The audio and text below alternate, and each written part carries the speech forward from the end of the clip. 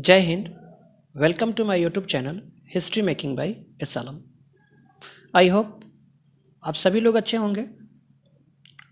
And today's topic is classification of industries. हम लोग manufacturing industries पढ़ रहे हैं, जिसमें आज क्लासिफिकेशन ऑफ इंडस्ट्रीज पढ़ेंगे। A lots of industries divided into many parts. बहुत सारे जो इंडस्ट्रीज हैं उसे अलग अलग पार्ट में बांट दिया गया है। चलिए देखते हैं। On the basis of raw materials used, जो कच्चे पदार्थ के हिसाब से, जो कच्चे पदार्थ रॉ मटेरियल्स को यूज किया जाता है उसके हिसाब से एग्रो बेस्ड इंडस्ट्री है, जिसमें cotton, woollen, jute, silk, textile, rubber, sugar, T, coffee and edible oil, ये सब एग्रो बेस्ड इंडस्ट्री है जो कृषि पर आधारित है।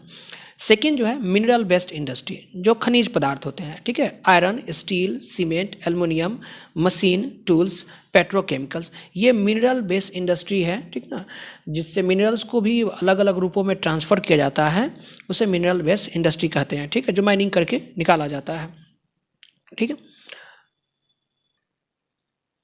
नेक्स्ट है on the basis of the role played by them, मतलब भूमिका के आधार पर। देखिए, बेसिक और की इंडस्ट्री है, जिसमें बहुत सारे रॉ मटेरियल को सप्लाई किया जाता है इंडस्ट्री को, ठीक है, और जिससे रॉ मटेरियल से वो ट्रांसफ़र होता है, जैसे आयरन है, स्टील है, कॉपर स्मेल्टिंग है, एल्युमिनियम है, ठीक है, ये सारे रॉ मटेरियल्स को इंडस्ट्री को भेजा जाता है ट्रांसफॉर्म करने के लिए एक रूप से दूसरे रूप में, ठीक है। इसको की रोल इंडस्ट्री कहा जाता है। दूसरा है कंज्यूमर इंडस्ट्री, वैसा इंडस्ट्री जिससे डायरेक्ट कंज्यूमर, उपभोक्ता जो होता है डायरेक्ट उसे परचेज कर लेता है, खरीद लेता है, जिसमें शुगर है, पेपर है, टूथपेस्ट है, सेविंग मशीन है, फैंस है, etc। बहुत सारी चीज़ है जो डायरेक्ट बेसिस, डायरेक्ट सेलिंग होता है, ठीक है।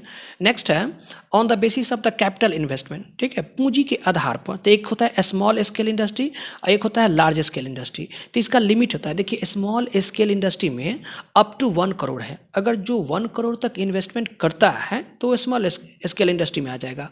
अगर वही एबव 1 करोड़ हो जाएगा तो वह लार्ज स्केल इंडस्ट्री कहलाएगा, ठीक है। अगर हम बात करें on the basis of the ownership, ठीक है, मालिकाना के आधार पे, ऑनरशिप के आधार पे, ठीक है, तो एक होता है पब्लिक सेक्टर, एक होता है प्राइवेट सेक्टर।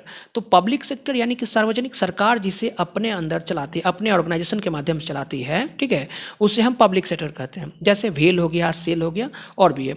अगर प्राइवेट सेक्टर की बात करते हैं तो ऑपरेटेड बाय इंडिविजुअल, व्यक्तिगत रूप से जो ऑपरेट किया जाता है या चलाया जाता है उसको हम प्राइवेट सेक्टर इंडस्ट्री कहते हैं, जैसे टिस्को हो गया, बजाज ऑटो हो गया, डाबर इंडस्ट्रीज हो गया, इसके अलावा बहुत सारे इंडस्ट्रीज हैं। अब हम बात करें ज्वाइंट सेक्टर वेंचर।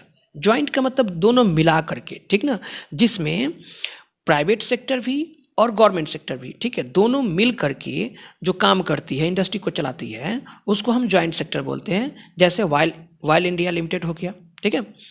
अब है कोऑपरेटिव सेक्टर, सामूहिक रूप से। कोऑपरेटिव सेक्टर में क्या है, तो समूह में होता है। तो इसमें क्या है कि जो प्रोड्यूसर है सो, सप्लायर है सो, वर्कर्स है सो, ये सब मिलकर काम करते हैं और इनमें अपने अपने रिसोर्सेज को शेयर करते हैं, जिससे उनको जो प्रॉफिट आता है उस प्रॉफिट को जितने लोग होते हैं आपस में डिस्ट्रीब्यूट कर लेते हैं, ठीक है। खास करके अगर देखा जाए तो sugar industry in Maharashtra and the coir industry in Kerala, इन सभी जगहों पर होता है।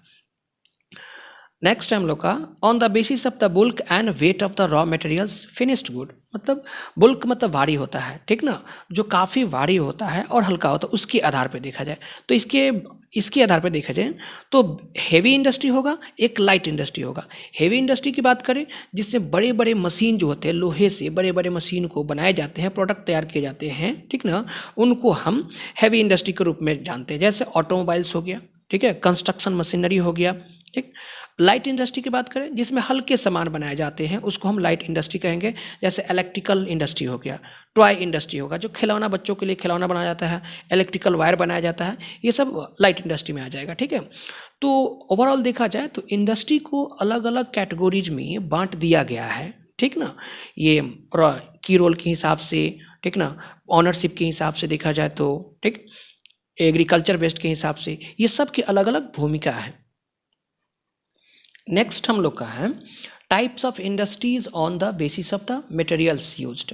अब वैसा इंडस्ट्री जिसमें बहुत सारे मटेरियल्स को हम यूज करते हैं, ठीक ना, बनाते हैं सामानों को, उस हिसाब से देखा जाए तो एग्रो बेस्ड इंडस्ट्री है, मतलब कृषि पर कौन कौन से इंडस्ट्री डिपेंडेबल है। तो उसमें है जूट है, कॉटन है, शुगर है, उलन है, टेक्सटाइल है, एडिबल ऑयल है एंड सो मेनी, बहुत सारे जो रॉ मटेरियल्स है जो एग्रो बेस्ड इंडस्ट्री पे होते हैं। उनमें से पहले हम लोग देखते हैं टेक्सटाइल इंडस्ट्री को। ठीक है, यह जो टेक्सटाइल इंडस्ट्री है, सूती वस्त्र उद्योग जो है, यह भी रॉ मटेरियल से ही प्रोडक्शन किए जाते हैं।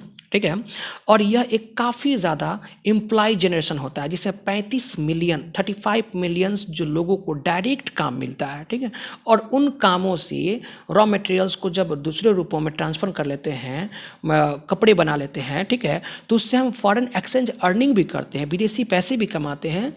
ठीक है, जो कि 24.6% दे रहा है। यह डेटा चेंज हो सकता है, ठीक है, समय के हिसाब से बदलते रहता है।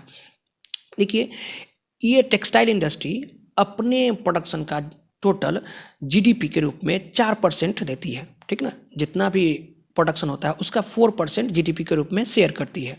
यह सेकेंड लार्जेस्ट है, यह जो टेक्सटाइल इंडस्ट्री है वो सेकेंड लार्जेस्ट है एग्रीकल्चर के बाद। ठीक है, जिसमें यह भारतीय इकोनॉमिक्स में इसका बहुत ही अच्छा पोजीशन है, एक यूनिक पोजीशन कहा जा सकता है। ठीक है, जो कि काफ़ी योगदान कंट्रीब्यूशन है इसका। यह इंडस्ट्री जो है सेल्फ रिटेन, ठीक है, अपने आप पे डिपेंडेबल करता है, complete in the value chain. ये एक चैन के माध्यम से, जैसे रॉ मटेरियल्स पहले तो रॉ मटेरियल्स डिपेंड करना होगा, ठीक है, प्रोडक्ट करना होगा, उस रॉ मटेरियल को फिर दूसरे के पास सेकेंडरी के पास में भेजना होगा, फिर सेकेंडरी टेरिटरी के पास में। तो ये एक चैन के माध्यम से ये काम करता है। ठीक है, जो हाईएस्ट वैल्यू रॉ मटेरियल्स को फिनिश गुड बना करके उसे एक हाईएस्ट वैल्यू बना दिया जाता है, उसकी कीमतें बढ़ जाती है। जैसे देख लीजिए, एक फिगर के माध्यम से दिखाया है, जैसे फाइबर प्रोडक्शन है तो पहले फाइबर प्रोडक्शन होगा, फिर स्पेनिंग होगा, फिर वेविंग एंड निटिंग होगा, फिर डाइंग एंड फिनिशिंग होगा, फिर गारमेंट मैन्युफैक्चर होगा, उसके बाद रॉ मटेरियल्स है, यार्न है, फैब्रिक है, गारमेंट। तो ये देखिए एक चैन के माध्यम से काम कर रहा है कि सबसे पहले तो हमको रॉ मटेरियल चाहिए, जब रॉ मटेरियल्स मिल जाएगा तो उससे हम फिर उसके रॉ मटेरियल्स को एक दूसरे रूपों में ट्रांसफ़र करेंगे। उसके लेबर चाहिए, ठीक है, हाउस चाहिए, इलेक्ट्रिसिटी चाहिए, मशीन से बहुत सारी चीज़ों की आवश्यकता होगी। ठीक है, नेक्स्ट हम लोग का है कॉटन टेक्सटाइल। ठीक है, कॉटन टेक्सटाइल यह भारत का सबसे एंशियंट उद्योग है, टेक्सटाइल है, जो पहले हाथों के माध्यम से, हैंडलूम कहा जाता है, हाथों के माध्यम से बुने जाते, जो यूनिक टेक्निक था। लेकिन 18वीं सेंचुरी के बाद पावर लूम के, इलेक्ट्रिसिटी के आ जाने से यह ह्यूमन मेड फाइबर, ठीक है, ये मतलब पावर लूम के आ जाने से बहुत सारे, हाँ, मतलब इसका प्रोडक्शन ज़्यादा बढ़ गया। ठीक है, अगर देखा जाए 13 नवंबर 2011 के बाद, ठीक है, 30 नवंबर 2011 के बाद में भारत में 1946 कॉटन मिल थे जो हैंडमेड फाइबर टेक्सटाइल था। ठीक है, इस देश में जो हाथ से बनाए जा रहे थे। लेकिन 80% जो था वह प्राइवेट सेक्टर के हाथों में था, अब बाकी जो बच जाता है वह पब्लिक और कॉर्पोरेट सेक्टर के अंडर में था। ठीक है, तो ये कॉटन टेक्सटाइल जो था, या टेक्सटाइल इंडस्ट्री कहा जाए, ये एंशिएंट टाइम में काफ़ी पॉपुलर था। भारत इससे बहुत ही, भारत का जो टेक्सटाइल था काफ़ी पॉपुलर था, यूरोप के बाज़ारों में देखे चाहे इंग्लैंड के बाज़ारों में देखे।